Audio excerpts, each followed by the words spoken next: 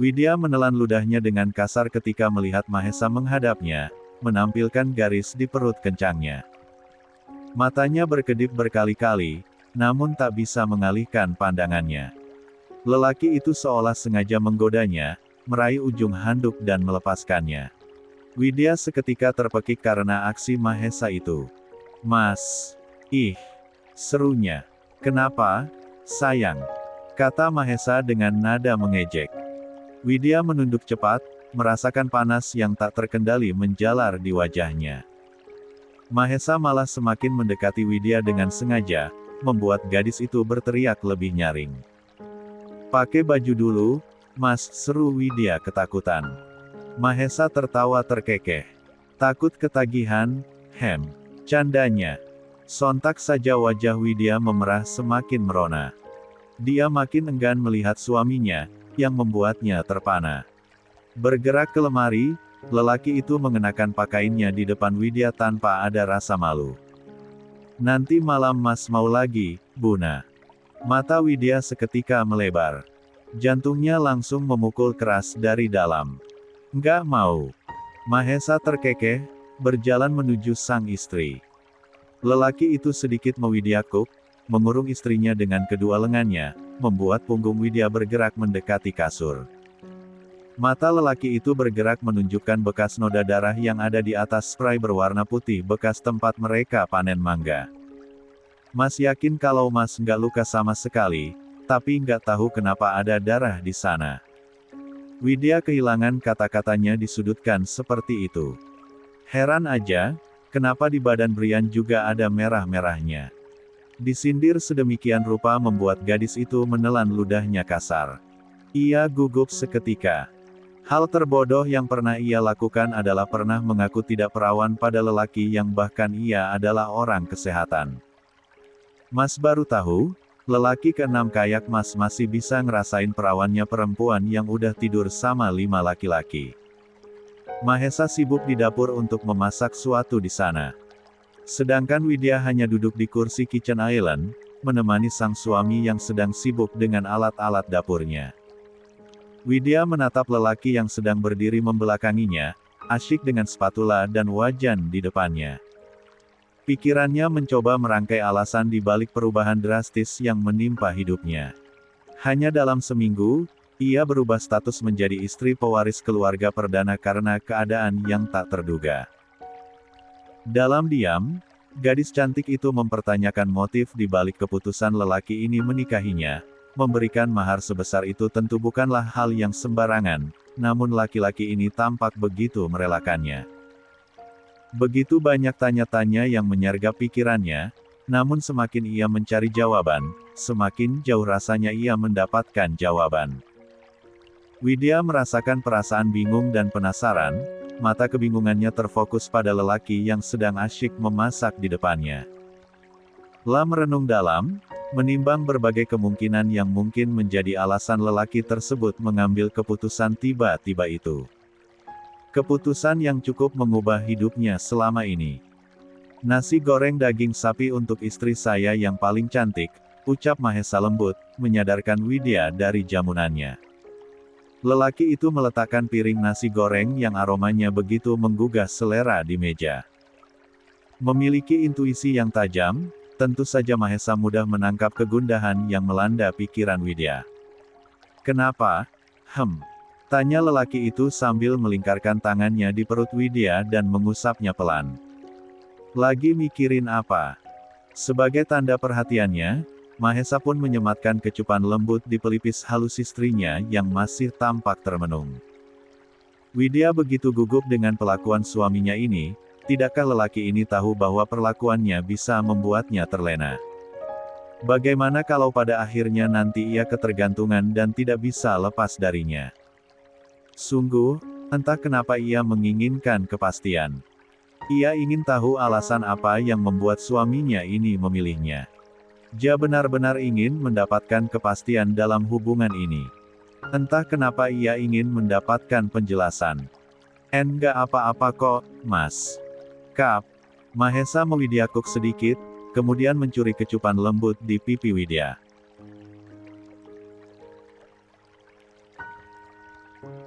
Makan dulu, nanti kita bicara, Widya mengangguk pelan, wajahnya menyatakan kesepakatan pada ide sang suami, karena cacing di perutnya sudah mulai meronta-ronta.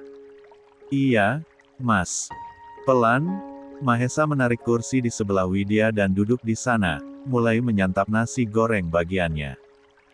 Dia menikmati aroma dan rasa makanan yang seharusnya membangkitkan selera makan mereka berdua. Namun, Widya terlihat lesu. Hanya mengaduk-aduk nasi goreng di piringnya dengan sendok, tenggelam dalam lamunan. Mahesa gemas, ia berinisiatif mengambil alih piring dan sendok istrinya dengan hati-hati, berusaha agar istrinya tidak tersinggung oleh tindakannya. Makan dulu, sayang, ucap Mahesa lembut sambil mengangsurkan satu sendok makanan ke depan mulut Widya. Berpikir juga butuh tenaga. Isi perut kamu dulu, biar pikiran kamu lebih jernih. Widya langsung salah tingkah, merasa malu dan tak nyaman. Bahkan tak menyadari bahwa tindakannya telah menarik perhatian suaminya. Maaf, Mas, sahut Widya gugup. Biar Widya sendiri aja. Tadi nunggu nasi gorengnya dingin. Udah dingin kok, sayang, ucap lelaki itu dengan suara tenang, mencoba meredakan kegugupan Widya. Ayo, buka mulut kamu, biar Mas yang suapin. Dengan perasaan yang bercampur aduk, mau tidak mau Widya membuka mulutnya. Ia ingin menghargai upaya suaminya, meskipun selera makannya yang tadinya meluap tiba-tiba lenyap entah kemana. Enak? Tanya Mahesa menanti jawaban sang istri. Widya mengulas senyum cantiknya. Bahagia sekali rasanya Mahesa bisa melihat lesung pipi kecil di kedua sudut bibir istrinya itu tercetak sempurna. Enak banget, Mas, puji Widya penuh antusias, matanya bersinar saat mencicipi masakan yang baru disajikan. Tidak ada sedikit pun kebohongan dalam pujiannya, masakan lelaki ini memang benar-benar membangkitkan selera makan yang tadi sempat hilang.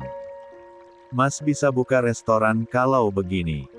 Mahesa tersenyum kecil melihat perubahan semangat gadisnya ini. Bisa kita pikirkan nanti, sayang, jawabnya ringan. Widya kemudian sadar, suaminya ini begitu kaya raya. Untuk apa membuka usaha baru jika perusahaan multinasional serta rumah sakit yang dimilikinya sudah menggurita di mana-mana? Mas nggak akan sempat buka restoran. Mas, kan sibuk. Nanti semua pasien Mas malah pada lari kalau Mas ganti profesi jadi koki, candanya. Rangkaian kalimat istrinya itu mampu membuat Mahesa tertawa, jantungnya merasa hangat. Lama sekali rasanya hatinya tidak terasa sehangat ini. Kalau kamu mau Mas jadi koki, nggak masalah Mas ganti profesi.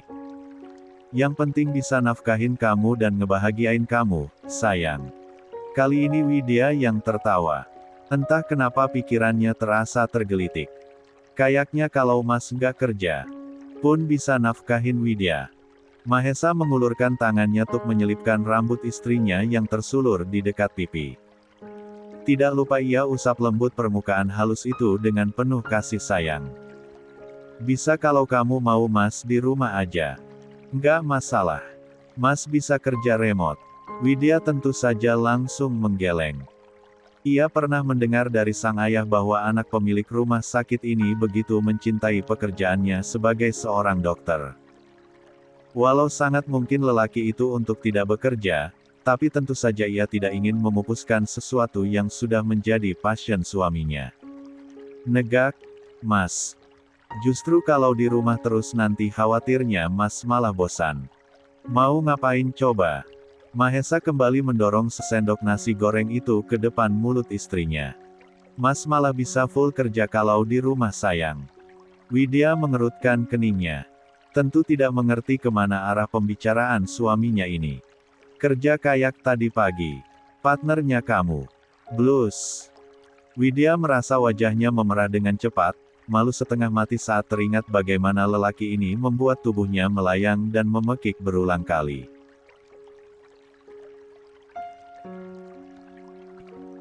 Mas, ungkapnya. Mahesa hanya terkekeh mendengar keluhan Widya. Ia jadi gemas melihat istrinya yang cantik itu merasa malu. Tak terasa, sepiring nasi goreng sapi yang Mahesa buat pun habis tanpa sisa dihabiskan oleh keduanya. Itu adalah pekerjaan baru yang paling Mas suka dibandingkan menjadi seorang dokter, Buna, ucap Mahesa senyodorkan segelas air putih pada istrinya. Yang Mas dapatkan lebih memuaskan dibandingkan sekedar menerima uang sebagai gaji atau hasil usaha. Widya sampai tersedak saking gugupnya ia menghadapi lelaki dewasa ini. Satu pertanyaan langsung bercokol dalam kepalanya. Apa pikiran semua lelaki yang sudah menikah selalu seperti ini? Mereka akan selalu mengedepankan seks dibandingkan yang lain. Pelan-pelan, sayang, ucap Mahesa sambil menepuk pelan punggung istrinya itu dengan begitu lembut. Mau tambah lagi minumnya? Widya langsung menggeleng. Enggak, Mas. Cukup. Nasi gorengnya mau tambah lagi. Kembali kepala Widya menggeleng. Enggak, Mas. Makasih ya, Mas. Iya, sayang. Kini giliran Mahesa yang menatap nasi goreng di piringnya, sisa makanan masih terlihat banyak. Perasaan bersalah langsung memenuhi benak Widya. Gara-gara repot menyuapinya, Mahesa sampai harus menunda sarapannya sendiri. Tanpa berpikir panjang, inisiatif itu langsung muncul dalam diri perempuan cantik itu. Dengan lembut, Widya mengambil alih piring dan sendok yang ada di tangan Mahesa. Gantian Widya yang suapin. Suami Widya, iya, ucapnya penuh perhatian. Senyuman manis muncul di wajah tampan Mahesa. Nanti malam, makan kamu lagi boleh, sayang? Tanyanya. Mendengar itu, Widya melebarkan matanya kaget. Nggak mau. Sakit. Sergahnya. Mahesa terkekeh, menghibur. Yang kedua nggak akan sakit kok, sayang. Mas jamin. Ponsel Mahesa berdering keras saat lelaki itu tengah menikmati suapan sarapan dari istri tercintanya. Benda pipi yang diletakkan di meja kitchen island itu segera diraih dan diletakkan di samping telinga begitu ikon hijau diusapnya. Ya, halo. Dokter Mahesa, semua bukti visum sudah lengkap. Dan beberapa orang juga sudah bersedia menjadi saksi. Surat penangkapan juga sudah selesai. Anda yakin ingin memenjarakan mertua N? Sebab pihak kepolisian pun akan segera turun untuk menangkap tersangka. Mahesa langsung beranjak dari kursinya dan berjalan sedikit menjauh dari istrinya. Lebih cepat maka akan lebih baik, Riko. Bereskan saja semuanya agar perempuan itu tidak mengulangi kesalahan yang sama. Dia harus mendapatkan ganjaran yang pantas atas perbuatannya. Bahkan istri saya masih cedera sampai sekarang. Baik, Pak. Sesuai perintah Anda. Mahesa langsung menyimpan ponselnya begitu sambungan telepon tersebut terputus. Ia sengaja berbicara sedikit menjauh dari Widya agar gadis itu tidak mendengar apa yang sedang ia bicarakan dengan pengacaranya. Ya, ia melaporkan Anggun atas tindakan penganiayaan yang dia lakukan beberapa waktu yang lalu. Ia sungguh tidak bisa terima melihat Widya yang begitu tersiksa seperti itu. Ia ingin wanita yang notabene adalah ibu mertuanya sendiri itu masuk ke dalam penjara. Perbuatannya sudah sangat tidak bisa ditolerir. Terlebih hal itu sudah diulanginya berulang kali. Satu pertanyaan besar yang bercokol di kepala Mahesa saat ini. Ibu mana yang rela anaknya disakiti? Bahkan seharusnya seorang ibu rela tukar nyawa dengan anaknya. Tapi tidak dengan Anggun yang entah kenapa selalu menggunakan tangannya untuk menyiksa putri kandungnya sendiri. Untuk itulah Mahesa ingin memberikan pelajaran pada wanita yang telah menganiaya istrinya tersebut. Usai dengan urusannya, Mahesa kembali berjalan menuju kitchen island dan duduk di tempatnya semula. Siapa? Mas? Tanya Widya begitu suaminya kembali. Telepon dari rumah sakit sayang. Mahesa berdusta sebab tidak ingin pikiran istrinya terbebani. Oh. Widya kembali menyendokkan suapan makanan yang masih tersisa. Ayo buka mulutnya, Mas. Udah tanggung tinggal sedikit lagi. Mahesa pun menerima suapan itu dengan perasaan yang bahagia. Senang sekali rasanya mempunyai aktivitas sehari-hari yang seperti ini.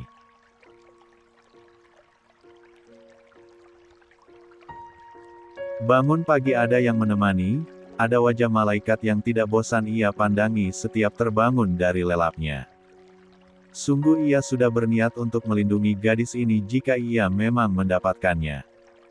Siapa sangka keinginan tersebut lebih cepat terwujud daripada prediksinya. Sebentuk perasaan yang awalnya hanya penasaran, perlahan tumbuh bersemi entah sejak kapan. Gadis yang dulu pernah menolongnya dalam kecelakaan motor itu bahkan sama sekali tidak mengingatnya. Wajar saja, ia mengenakan masker dan kacamata kotaknya seperti biasa. Pertemuan tidak terduga itu membuat kesan pertama yang ia miliki terhadap Widya terkesan baik. Flashback on. Brak. Mahesa terpental sejauh beberapa meter saat motor trailnya ditabrak sedemikian rupa oleh salah satu pengendara motor yang ugal-ugalan saat ia melintas di perempatan jalan. Jalanan yang lumayan sepi itu membuat pengendara yang tidak bertanggung jawab tersebut mempergunakan jalan tidak sebagaimana mestinya dan berakhir membahayakan orang lain.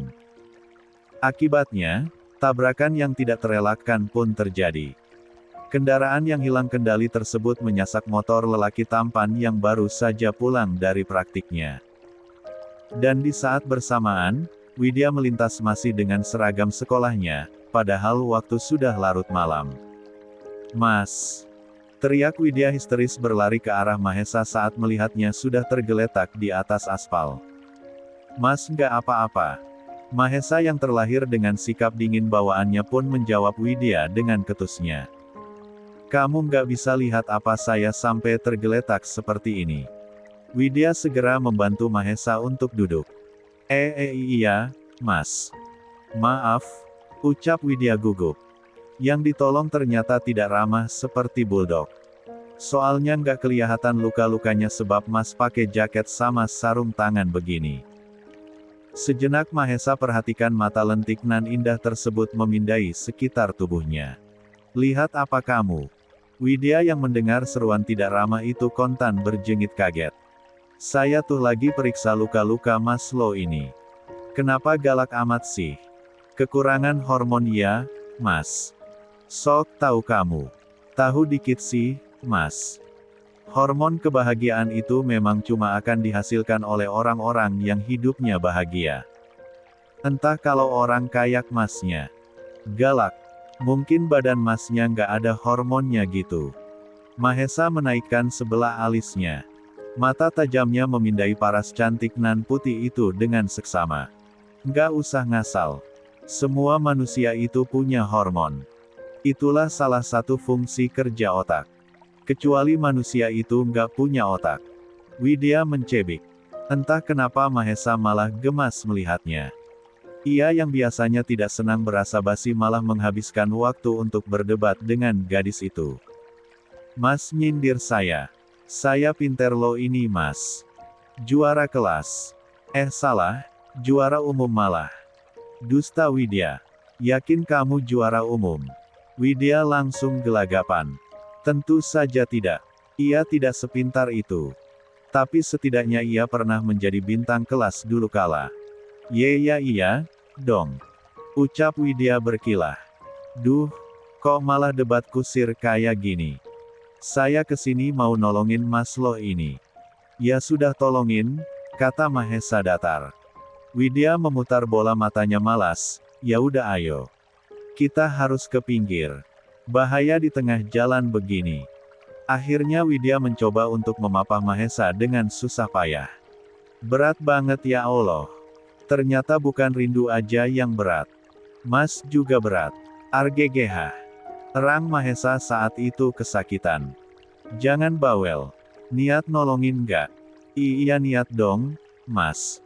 Seru Widya gemas. "Apa yang sakit sekarang, Mas?" tanya gadis itu kemudian. "Kaki saya sakit." "Tahan, Mas. Dikit lagi sampai ke pinggir." Dan saat itulah orang-orang mulai berkerumun membantu Widya dan Mahesa agar mereka menepi dari tengah.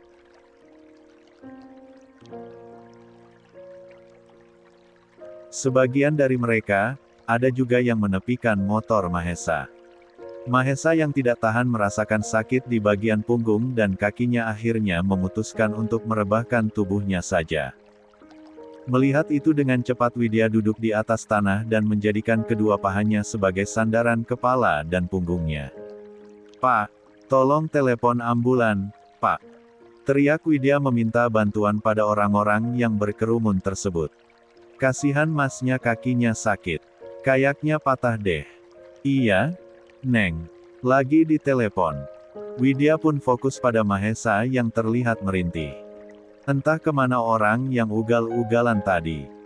Padahal tubuhnya juga terpental, tapi dengan cepat orang itu sudah hilang dari pandangan. Sepertinya melarikan diri. Melihat masker yang terpasang di setengah wajah Mahesa membuat Widya berinisiatif untuk membukanya. "Mas, maskernya dibuka aja, ya," ucap Widya memberikan saran. "Biar nggak sesek napas." "Nggak usah," ucap Mahesa tegas. "Yang sakit kaki sama punggung saya, bukan muka saja." "Oh." Widya pun menggaruk tengkuknya yang tidak gatal. "Ya udah deh. Saya cuma nawarin kok. Jangan marah-marah, cepet tua loh." Untuk sesaat Mahesa tertegun dengan kebaikan Widya. Gadis itu bahkan mengantarnya sampai ke rumah sakit dan menunggui sampai 2 orang sahabatnya datang. Lebih tepatnya Anton dan Aldo. Mereka berdua yang Mahesa telepon karena tidak ingin membuat seluruh keluarganya khawatir tengah malam buta. Setelah 2 sahabatnya itu datang, Widya diantar oleh salah satu dari sahabatnya tersebut. "Saya pamit, ya, Mas. Semoga cepat sembuh." "Makasih. Nama kamu?" "Malaikat cantik." Mahesa tersenyum miring. Konyol juga gadis itu, batinnya. Setelahnya, Aldo lah yang mengantar Widya pulang. Tentu ia tidak akan membiarkan gadis itu pulang malam sendirian. Satu fakta yang Mahesa tidak pernah tahu dari kejadian saat itu sampai sekarang, akibat menolong dirinya dan pulang larut malam, Widya sampai harus menerima hukuman membabi buta dari sang ibu. Saat itulah pertama kali ia dipukuli sampai pingsan oleh Anggun. Dan tidak hanya sampai di situ, bahkan ia harus merelakan hobinya yang tidak akan pernah bisa lagi berenang selama-lamanya akibat cedera punggung. Yang cukup parah yang efeknya masih terasa sampai sekarang.